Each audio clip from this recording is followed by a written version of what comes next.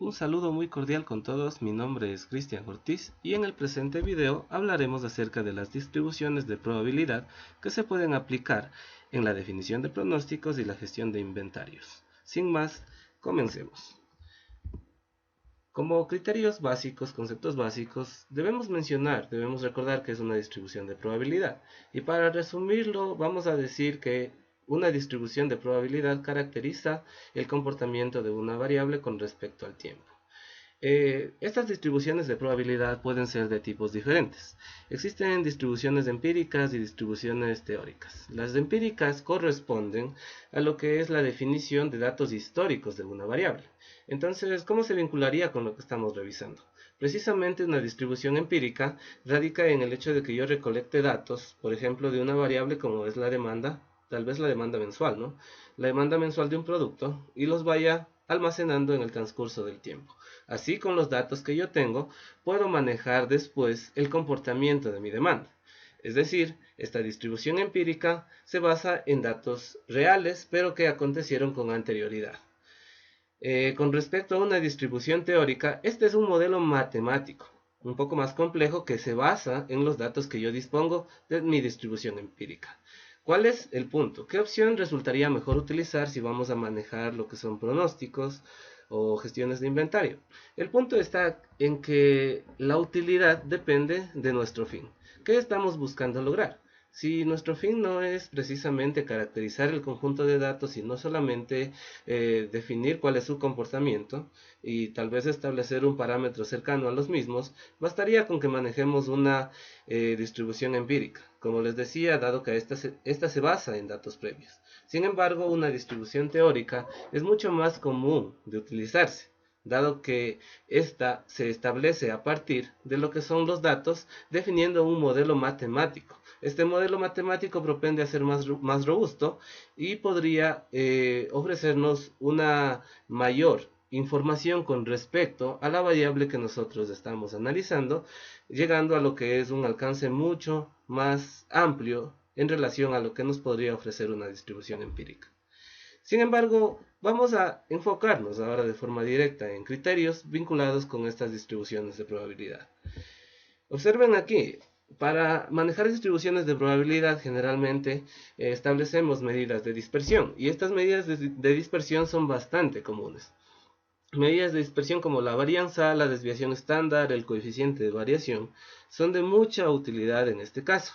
Si nosotros recordamos la varianza, corresponde al desfase que existe entre el valor real y el promedio que ocurre en las ventas, ¿no es cierto? Tomando en cuenta como la demanda como la variable que analizamos. Entonces, entre la demanda real y la demanda promedio va a haber un desfase en cada uno de los periodos. En cada uno de los periodos que analizamos establecemos ese desfase, esa diferencia la elevamos al cuadrado, ¿no es cierto? Y esa diferencia elevada al cuadrado la multiplicamos por la probabilidad de ocurrencia del evento. Así, el momento que sumemos todos estos valores, obtendremos lo que es una varianza. Sin embargo, como se dan cuenta, hemos elevado las unidades al cuadrado. Esta varianza va a estar en unidades cuadradas. Por ese motivo procedemos nosotros a utilizar la desviación estándar. La desviación estándar corresponde a lo que es la raíz cuadrada de la varianza. Esto ya nos permite establecer cuál es la variabilidad que existe, pero en las mismas unidades que nosotros estamos manejando la demanda. En este caso, en el ejemplo puntual que podemos observar, tenemos 1.212 unidades como nuestra desviación estándar. Y sí, en función de ella podríamos nosotros saber cuál es la probabilidad de que se vendan 1, 2, 3 unidades más, dependiendo obviamente del nivel que estemos nosotros manejando, ¿no es cierto? El nivel de ventas que estemos manejando. El coeficiente de variación, por otra parte, nos dice mucho acerca de la estabilidad del comportamiento de esta demanda en el transcurso del tiempo. ¿Qué es lo que pasa? Si un coeficiente de variación se despega mucho del valor de cero, nos dice que la demanda tiene volatilidad. Y es decir, que en un periodo puede tener un valor y en el otro valor muy diferente. Precisamente, eso es lo que nos permite establecer el coeficiente de variación. Si es que este coeficiente de variación se acerca a cero, en cambio nos dice que el comportamiento de la variable en el transcurso del tiempo es estable, es decir, la demanda permanece constante. ¿sí? Entonces aquí podemos ver que el coeficiente de variación se define a través de la división de la desviación estándar para el promedio de ventas, ¿sí? O para el valor esperado, que es equivalente en este caso. Y nosotros hemos llegado a definir entonces la utilidad de estas medidas de dispersión. ¿Sí? Son prácticamente referencias de lo que vamos a emplear después para el manejo de las distribuciones. Así que continuemos. Primero que nada vamos a hablar acerca de las distribuciones de probabilidad discretas. Dentro de estas distribuciones de probabilidad discretas existen una amplia variedad de distribuciones, pero como decíamos que íbamos a centrar este video en las que nos son de utilidad, vamos a irnos directamente a una en puntual. Esta es la distribución de Poisson. Y la distribución de Poisson, ¿por qué nos resulta de utilidad? Es la distribución discreta que va a ser muy común de aplicar en caso de que manejemos nosotros productos que tengan un nivel de rotación muy bajo, ¿sí? Que circulen con muy poca frecuencia en cuanto a lo que es ventas, y nosotros precisamente si queremos describir este comportamiento, lo más probable es que se ajuste a una distribución de Poisson discreta. Vamos a manejarla para lo que son unidades reducidas y lo que son inventarios de lenta rotación. También se suelen aplicar en lo que son modelos de entrega. Si hablamos nosotros de transporte, nos va a ser de mucha utilidad. Como ustedes pueden ver, el único parámetro que yo tengo en la distribución de Poisson es lambda. Este parámetro de lambda corresponde al promedio y a la vez se utiliza como una varianza. Ustedes pueden ver aquí precisamente en la ecuación que yo manejo, existe un valor que dice e a la menos lambda, perdón, una fórmula que dice e a la menos lambda, lambda a la x y x factorial. Precisamente aquí como e tenemos al número de Euler elevado a la menos lambda. Lambda es el parámetro que vamos a tener nosotros para la distribución, y esta lambda se eleva a x. X sería el valor que tomaría la demanda, el valor que tomaría la variable que estamos analizando. Y x factorial precisamente sería el factorial del mismo valor que tomaría esta variable que nosotros tenemos en consideración. Muy frecuentemente vamos a vincular esto con valores enteros, porque son con los que realmente se trabaja. 0, 1, 2, 3, 4, 5, en relación a las diferentes probabilidades que pueden estos tener. Es decir, que exista, tal vez si analizáramos demanda de 1, de 2, de 3, de 4, de 5 productos. Realmente, si estos son pocos, nos va a resultar de utilidad la distribución de Poisson. Entre tanto, no. Aquí tenemos un reemplazo de lo que son la fórmula en diferentes casos. Para cuando la demanda o para cuando la variable es igual a 0, 1, 2, 3, 4 y 5. Estamos reemplazando la ecuación tal cual para un valor de lambda de 0,5. Este valor de 0,5 precisamente nos define que lambda sí puede ser de tipo decimal. Entonces, ¿a qué se refiere el 0,5? Asumamos que estamos analizando una demanda, ¿ya? Es una demanda semanal.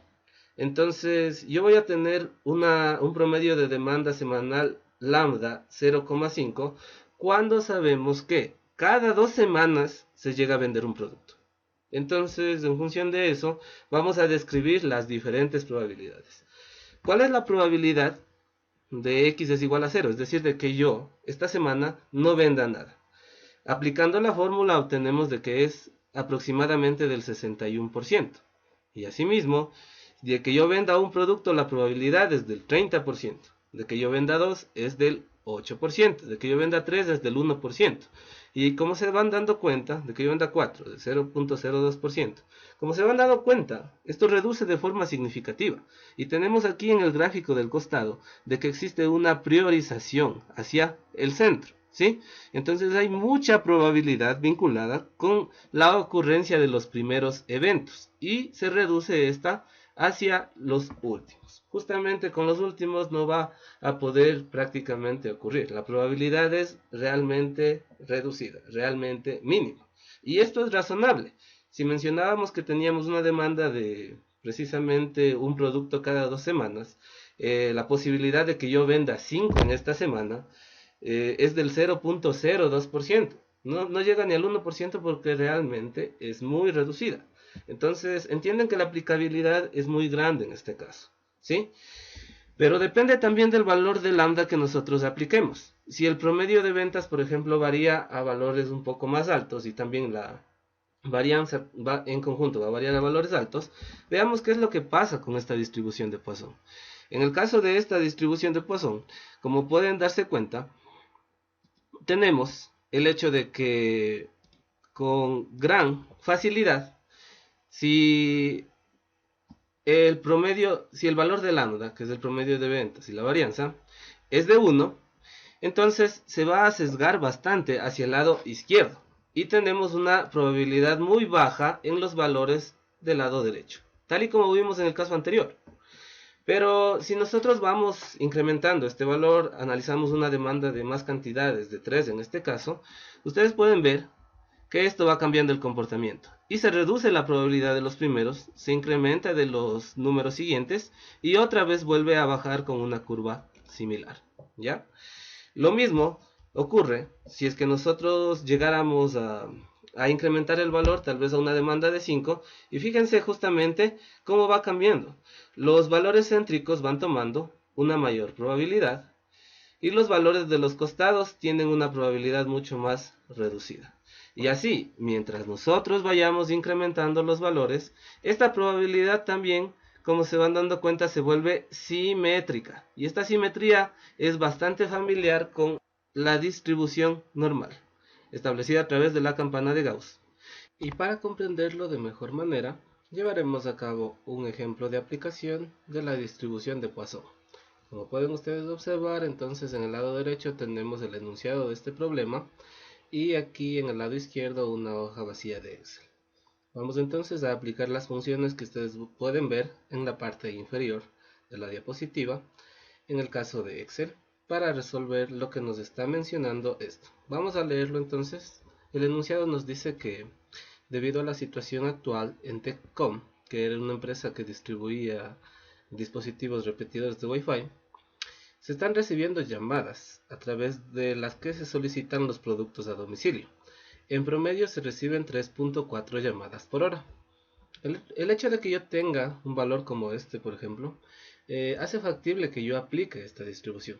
Es muy fácil de que yo la maneje debido a que tengo un valor que me va a servir para representar a lambda. Entonces, aplicando la distribución de Poisson, vamos a ver qué es lo que ocurre con la solución de las diferentes dudas. La primera nos dice cuál es la probabilidad de no recibir llamadas la siguiente hora. Es decir, que el número de llamadas sea igual a 0. Entonces vamos a aplicar. Verán, aquí tenemos lo que sería el promedio de llamadas, ¿no? Era de 3.4, ¿ya? Acá vamos a definir el primer ítem, ¿ya? Este primer ítem va a ser igual a ¿qué? La probabilidad de no recibir llamadas, ¿verdad? Entonces vamos a emplear lo que es la distribución de Poisson. Seleccionamos la función y establecemos en X. ¿En X qué va? En X tenemos que nosotros definir el valor de la variable que estamos por analizar. En este caso sería 0, porque son 0 llamadas las que estaríamos esperando. ¿Cuál es el promedio? Precisamente el 3.4 que tenemos como dato en el ejercicio y el valor acumulativo. Cuando yo voy a analizar justamente el caso que tengo aquí, el de 0, de forma independiente, tengo que poner que el valor acumulativo es falso, ¿ya? Sin embargo, si es que pasa lo que vamos a ver en los siguientes casos, habría que cambiar esto a verdadero. Y vamos a ver cuál es el efecto que provoca. Bien, entonces, la probabilidad en el primer caso estaría vinculada prácticamente con el 0.03, es decir, el 3.33%. Más o menos por ahí es que vamos en cuanto a la probabilidad de no recibir llamadas. Esta es muy baja de acuerdo con la probabilidad que estamos manejando, el modelo de probabilidad de Poisson que estamos manejando aquí. Vamos a ver, el segundo ítem nos dice cuál es la probabilidad de que se reciban 2 llamadas o menos en la siguiente hora. Justamente, aquí dense cuenta, estas 2 llamadas o menos son prácticamente la referencia de incluir, de que no se reciban llamadas, de que se reciba una llamada o de que se reciban 2 llamadas dentro de una sola probabilidad. Por ese motivo, para calcularla, lo que vamos a necesitar o requerir aquí es el momento que definamos. Vamos a definir los factores tal cual, ¿no? En este caso, el valor de nuestro análisis en X es 2, ¿ya? La media sigue siendo el 3.4 y el valor acumulativo ahora es verdadero, porque está incluyendo a todos los eventos previos. Entonces, si yo lo establezco como verdadero, fíjense ahí, tengo un 33.9% prácticamente de probabilidades de que sean 0, 1 o 2 llamadas, prácticamente, ¿ya? Y voy a resolver la tercera pregunta aquí, precisamente. Nos dice esta tercera pregunta que cuál es la probabilidad de que se reciba por lo menos una llamada a la siguiente hora. Por lo menos una llamada. Es decir, de que la llamada sea una o más de una. Prácticamente yo no puedo saber el número de llamadas total. Aquí tengo que analizar un poco la cuestión.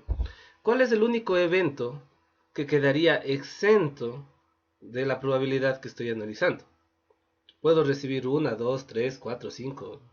Todas esas probabilidades son las que yo quiero asociar a mi respuesta. Pero ¿cómo puedo determinarlas? Precisamente sabemos que el total de las probabilidades es igual a 1, siempre. Ese total de 1, a ese total de 1 hay que quitarle la probabilidad del único evento que no se considera. Entonces, para que se reciba una llamada, por lo menos, quiere decir que es de 1 para arriba. El evento que no se considera es que no se reciban llamadas. Por ese motivo, entonces, nuestra probabilidad sería igual a 1 menos la distribución de Poisson de el valor 0, que es el único evento que queda fuera, el valor promedio, que es en este caso el 3.4 que utilizamos, y el valor acumulativo nos quedaría en falso porque el evento es precisamente 0 aquí, ¿ya? Solo hay un evento, no estamos acumulando varios, ¿ya? Entonces definimos y la probabilidad ha sido del 96.6% de que se reciba por lo menos una llamada a la siguiente hora. Si queremos, podría yo darle un formato a las celdas, cambiar esto a porcentaje para analizarlo esto como una probabilidad. Entonces, fíjense, aquí ya tengo una visión tal vez un poco más clara en relación a los valores. Pero la distribución de Poisson es la que nos ha permitido llegar hasta este punto. Justamente ahora tenemos una manera de responder a estos criterios que se nos ha solicitado, exponiendo así entonces los resultados de una manera clara. Pero bien, no podríamos concentrar todo en lo que son distribuciones discretas. Las distribuciones discretas propenden a tener valores específicos como ustedes han reconocido. Sin embargo, cuando la cantidad que manejamos es mucho más amplia, o no podemos precisamente ajustar a este comportamiento como la distribución de Poisson a pesar de que sean pocas unidades, vamos a requerir de modelos un poco más complejos. ¿Cuáles son estos modelos más complejos? Y sobre todo en la temática que revisamos, pues radican las distribuciones de probabilidad continuas. ¿Y qué distribuciones de probabilidad continuas entrarían en juego? Vamos a ver. Aquí tenemos un planteamiento acerca de la misma empresa de la que discutíamos hace un instante, en la que ya no considera solamente lo que son los puntos de venta en donde había una demanda, una cantidad de llamadas súper baja en cuanto a los pedidos, sino que está incorporando o integrando la demanda de un total de 350 locales que tiene a nivel nacional. Entonces, como se dan cuenta, hay una cantidad que se define por cientos de unidades, ¿no es cierto?, en el transcurso de las diferentes semanas del año. Podemos encontrarnos con algún producto que analicemos y la demanda sea de miles de unidades. Y la variabilidad va a ser mucho más grande. Que nosotros encontremos un mismo valor dentro de una semana y otra va a ser muy difícil. Entonces, ¿qué hacemos aquí? No podemos emplear distribuciones como las discretas que mencionamos hace un instante. Lo que debemos hacer es precisamente buscar un modelo que se ajuste. Este modelo que se ajuste son las distribuciones continuas. Y sí, vamos a comenzar tal como se debe, por el principio. Estas funciones que ustedes observan son aplicables para definir varios parámetros asociados a las distribuciones eh, de tipo continuas en las probabilidades. Y sobre todo en la parte de abajo, como pueden ver, he incluido que se debe diferenciar lo que es el trabajar con una población y una muestra. En cálculos como lo que es la varianza, la desviación estándar, este tipo de cosas va a ser muy importante que definamos de qué tipo es. Y como pueden darse cuenta en la tabla, también cada una de estas fórmulas es diferente. Sobre todo para evitar inconvenientes al momento que las apliquemos. Algo también importante aquí es que si nosotros ordenamos estos datos que veían en la tabla anteriormente, ¿no es cierto? Primero si los representamos. Fíjense qué tan variable, qué tan volátil se comporta la demanda.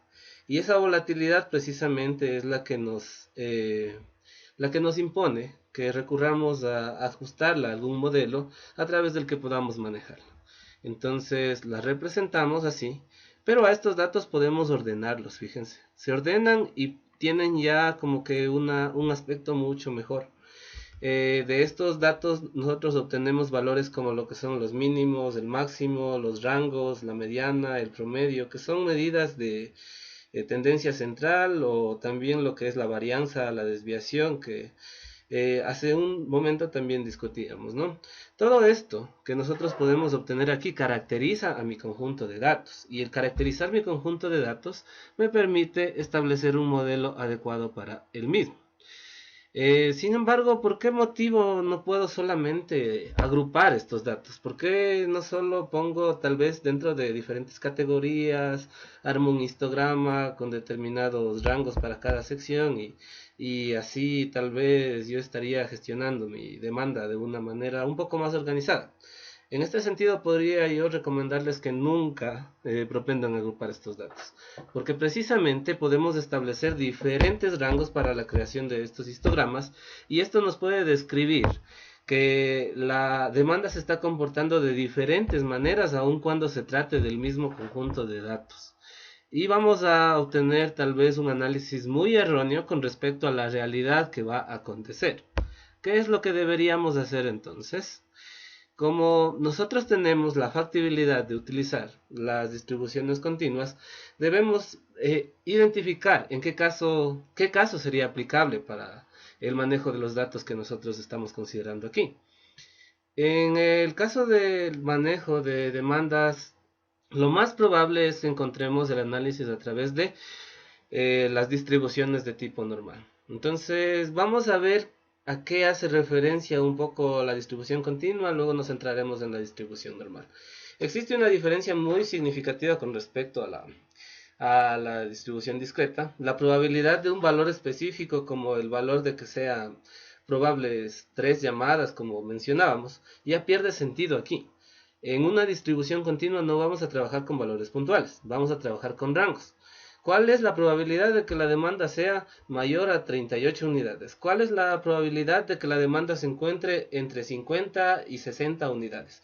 Más o menos esa va a ser la metodología que nosotros vamos a encontrar para el análisis a través de funciones continuas, ¿sí? Los valores de probabilidad analizados en intervalos ofrecen un aporte más efectivo, porque de hecho encontrar que se cumpla un valor específico va a tener una probabilidad de 0, y es lo más razonable siendo una distribución continua.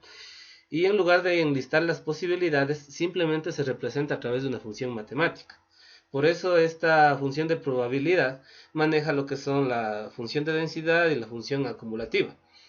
La de densidad es precisamente una que tenemos graficada aquí, y podemos nosotros ver cuál es la probabilidad asociada con cada una de las regiones.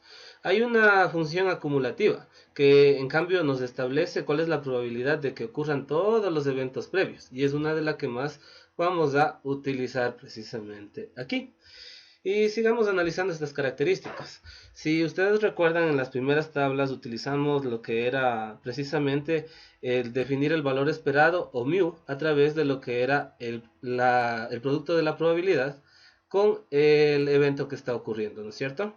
Y la suma de todos estos nos daba un valor de mu, un valor promedio de ventas o el valor esperado de ventas.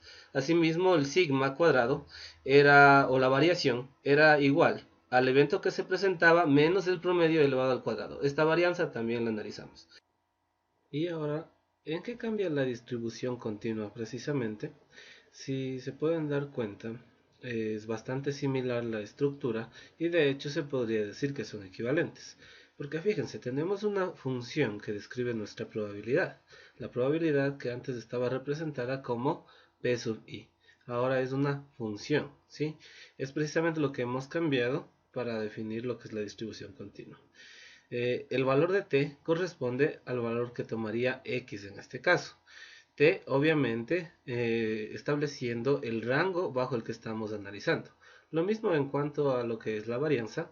Tenemos t menos mu, que equivale al x sub i menos mu en el caso de la discreta, elevado al cuadrado, y por la función de probabilidad, que también corresponde a la probabilidad que le está multiplicando acá.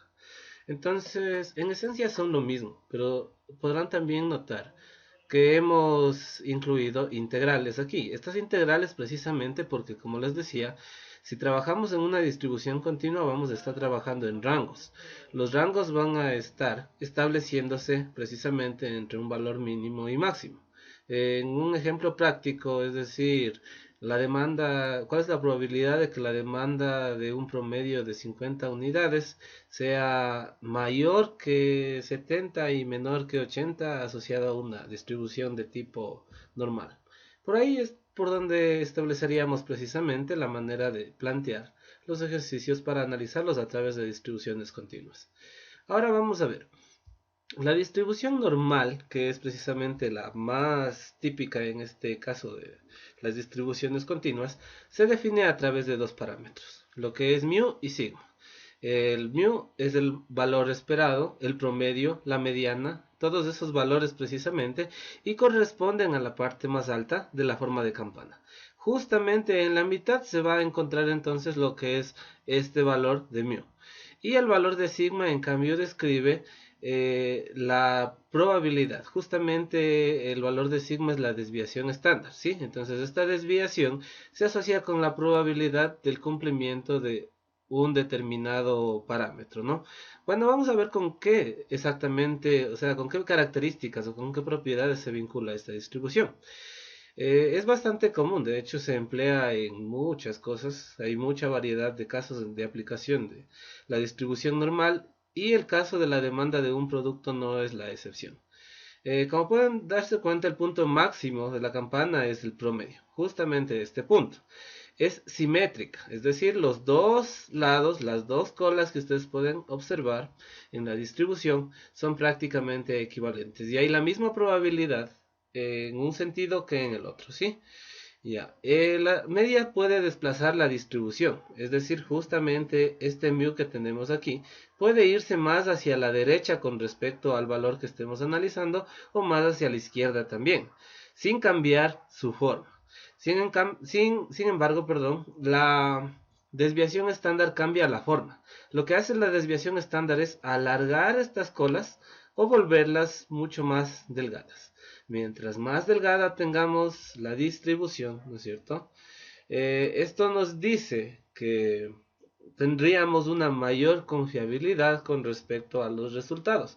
Tal vez el rango que tenemos que cubrir sea mucho más fácil de cubrir para poder cumplir con nuestros requerimientos. Entonces, para resumir la aplicabilidad de esta distribución normal, ustedes van a encontrarse con el hecho de que precisamente esta tiene una ecuación bastante compleja, pero bueno, no se preocupen, no la vamos a utilizar para desarrollarla a mano. Las funciones están establecidas en el Excel, sirven precisamente para determinar estas probabilidades o para determinar las desviaciones estándar que son parte de nuestras herramientas, así como podemos ver entonces aquí las fórmulas que están asociadas con las hojas de cálculo, aun cuando ya les presenté el resumen más completo en la tabla anterior, ¿no?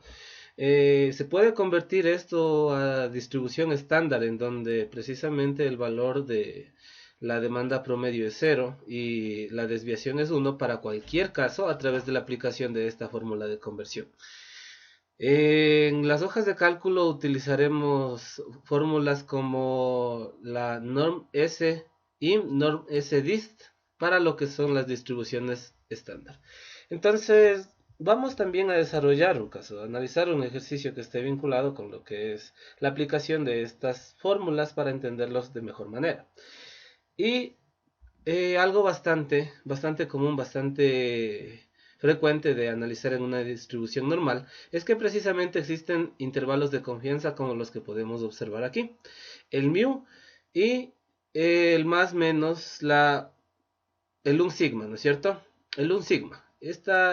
Un sigma nos dice que alrededor de lo que es el promedio, el valor medio de la distribución, hay una factibilidad de que se cubra tanto con respecto a un extremo y a otro un área de 68.3%. ¿A qué me refiero? Un sigma representa que yo abastezca, por ejemplo, al 68.3% de la demanda en una distribución normal. 2 sigma podrían representar que yo abastezca al 95.5% de la demanda. Entonces, tal vez bajo estos parámetros ya nos resultaría de mucha utilidad. Si quiero abastecer a más, utilizaría tal vez un nivel de confianza de 3 sigma y estaría abasteciendo al 99.7% de la demanda. Ahora, una acotación en este sentido. Ustedes recordarán que en calidad se utiliza la terminología 6 sigma. Y entonces, sí, como pueden darse cuenta, 3 sigma corresponde a 99%, ¿ya? Si nosotros analizamos 6 sigma, vinculado con lo que es precisamente la presencia de algún error en el proceso, implica que no vamos a cometer un error, sino, o la probabilidad de que lleguemos a cometer un error debe estar en el rango de lo que es una millonésima parte, incluso mucho más bajo que esta millonésima parte. Tiene un valor específico, podemos determinar el valor de 6 sigma, pero sí, implica que es muy reducida la probabilidad, casi inexistente, de que ocurran los errores que se buscan precisamente evitar a través de la aplicación de esta metodología. Sin embargo, no es algo que nos concierna del todo, así que vamos a manejar las distribuciones de probabilidad bajo el resumen que ustedes pueden apreciar aquí. Y así como para el caso de la distribución anterior, vamos a emplear un ejemplo para comprender esto de mejor manera. Como pueden ver aquí en la diapositiva está el enunciado y nos dice que Techcom, la misma empresa de la que hablamos anteriormente, ¿no? Debido a la situación actual, ha implementado una línea de distribución para el consumidor. A través de esta se distribuyen productos desde el centro de la ciudad a diferentes hogares y oficinas en la misma. El transporte es realizado en motocicletas y cada pedido se despacha de forma directa. Se ha identificado que la distancia a cada destino de entrega se puede describir a través de una distribución normal en la que el promedio de recorrido es de 7.6 kilómetros y la desviación estándar es de 2.3. Antes que resolverlo, entonces vamos a reemplazar estos datos en el documento de Excel. Esto tiene una distribución normal, nos dice que el promedio de recorrido es de 7.6 y la desviación es de 2.3. Esos datos los vamos a emplear para los cálculos. ¿Qué nos dice la primera pregunta? ¿Cuál es la distancia media, la mediana y el coeficiente de variación? Entonces, si ustedes se dan cuenta, hablando de distribuciones normales y bajo los mismos conceptos que ya revisamos con anterioridad, resulta que si nosotros hablamos de una distribución normal hay simetría, ¿no es cierto? Y si hay simetría, el hecho de que tengamos 7,6 como una distancia media, que ya es un dato de la distribución, nos dice que este es el promedio del recorrido y a la vez nos dice que esto es la mediana. No hay una mediana diferente de una media, dado que la distribución es netamente simétrica, ¿ya? Aparte de eso, el coeficiente de variación, que es algo que ya hemos determinado con anterioridad, es igual a la desviación estándar, ¿no es cierto? A la desviación estándar o sigma, dividido para lo que es el promedio, ¿ya? Entonces, bueno, para diferenciar a esto le voy a poner mu. A ver, le voy a poner la u y le voy a poner acá el sigma, ¿ya? Sabemos entonces a qué corresponde cada uno. El coeficiente de variación, si ustedes recuerdan, mientras más cercano de cero esté, significa que hay una mayor estabilidad. En este caso hay una ligera volatilidad, se podría decir, con respecto a las distancias que tienen que recorrer las diferentes motos que prestan el servicio. Sin embargo, continuemos. ¿Qué nos dice? La siguiente pregunta. ¿Cuál es la probabilidad de que la distancia sea mayor que 8.5 kilómetros? Entonces, si yo pongo esto, ¿no es cierto? Vamos a ver. Distancia, mayor que 8,5 kilómetros. ¿Cómo podría yo determinar esto? Precisamente a través de aplicar la distribución normal en las fórmulas de aquí. Para ello vamos a determinarla así. Distribución normal o norm.dist, que es justamente en inglés, en donde aparecen los parámetros que debemos ingresar. ¿Qué parámetros vamos a ingresar? Lo que nos está preguntando. Que la distancia sea mayor que 8,5. El valor que vamos a evaluar es 8,5, ¿ya? De ahí tenemos una media de 7.6 y tenemos una desviación estándar de 2.3 que reemplazamos. El valor de acumulativo sí nos interesa. Tiene que ser acumulativo para saber que hasta ese punto se está cubriendo la distribución. Entonces le damos en verdadero y cerramos la distribución, ¿ya? Nos da una probabilidad del 65%. Pero este 65% no corresponde exactamente al mayor que 8.5. ¿Corresponde a qué? A todo lo que está de 8.5 para abajo, ¿sí? ¿No es cierto? Entonces, lo que nos va a permitir responder a la pregunta es utilizar el 1, que es siempre el 100% de la utilidad, menos la probabilidad de lo que acabo de determinar. Y es así como yo definiría que la probabilidad de que la distancia sea mayor de 8.5 kilómetros es de 0.34 o del 34%. Así, la tercera pregunta, ¿qué es lo que nos dice? ¿Cuál es la probabilidad de que la distancia se encuentre a más o menos un sigma alrededor de la media? Algo que podemos hacer también con la misma metodología. Fíjense aquí, tenemos el valor de sigma, ¿no es cierto? Y tenemos lo que es mu. Podemos determinar lo que es más 1, más un sigma, y, más 1, ¿ya? Y acá, menos 1, ¿ya? Vamos a calcular entonces que esto sea igual a el 7.6 más el sigma, ¿ya? Y nos da 9,9. Y esto es igual a el 7.6 menos el sigma. Y 5.3, el límite superior, el límite inferior. Tendríamos nosotros que calcular probabilidades independientes. Entonces, sí, vamos a poner que la probabilidad de que sea más menos un sigma, ¿no es cierto? Va a ser igual a ¿qué? A la probabilidad del valor acumulado superior. Entonces, la probabilidad se define con la misma distribución normal, ¿no es cierto? Evalúo el valor de 9,9. Establezco la media, que era 7,6, establezco la desviación estándar, que era 2.3, y establezco el valor acumulativo en verdadero. Y es así como la función acumulativa me dice que un 84% se cubre con el 9.9 kilómetros, sería en este caso, ¿ya? Ahora vamos a determinar el otro, ¿ya? En donde igual utilizamos una distribución normal. El valor evaluado es 5,3, el medio es 7,6 y el sigma o desviación estándar es 2.3, en donde sí, es también un valor acumulativo porque quiero cubrir todo lo que esté hasta ese punto. En este caso me da el 15%. Para yo definir cuál es la probabilidad de que se encuentre dentro de este rango, precisamente lo que yo tengo que hacer es restar el 84% menos el 15%. Y me dice que la probabilidad de que se encuentre dentro de un sigma, o sea, más o menos un sigma, es del 68.26%. Algo que ya pudimos verificar anteriormente como un dato y aquí lo estamos corroborando. Así entonces, la pregunta 4, ¿qué es lo que nos dice? ¿Con qué valor de X se abastecería el 80% de los pedidos? Entonces, X, que sería demanda, ¿no? 80% de los pedidos, ¿ya? En este caso vamos a utilizar la función, la distribución normal inversa, ¿sí? Porque ahora nos están dando un porcentaje, el 80%. El 80% equivale al 0,8, aquí tenemos que reemplazar siempre en decimales. La media va a ser 7.6, ¿ya? La desviación estándar, el 2.3, la misma que usamos, y simplemente hemos completado los criterios y nos dice que deberíamos cubrir una distancia de 9.53 kilómetros para abastecer al 80% de los pedidos realizados. Y finalmente nos dice que cuántas desviaciones estándar son necesarias para cumplir con el 95% de los pedidos. Esto se relaciona ya con lo que es una desviación estándar, ya no la normal, ¿sí? 95% de los pedidos.